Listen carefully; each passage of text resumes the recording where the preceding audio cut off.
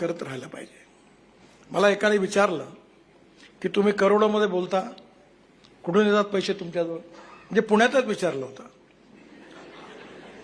मी या टिळक पत्रकार भवनाचं नाव होतं आणि कर्दळे नावाचे पत्रकार होते, मी त्यांना विसरलो नाही. पुण्यातल्या 2 गोष्टी माझ्या चांगल्या लक्षात आहे. त्यावेळी कर्दळेंनी मला प्रकाशजींना आठवत असेल त्यावेळी त्यांनी मला विचारलं की मुंबई पुणे एक्सप्रेस हायवे तुम्ही बांधता, किती दिवसात बांधाल?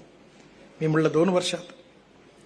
मग रिलायन्सचा आता तुम्ही 3600 कोटी, म्हणजे मी 96 सालची गोष्ट करतो, 850,000 कोटी होती, तुम्ही त्यांचं टेंडर रिजेक्ट केलं?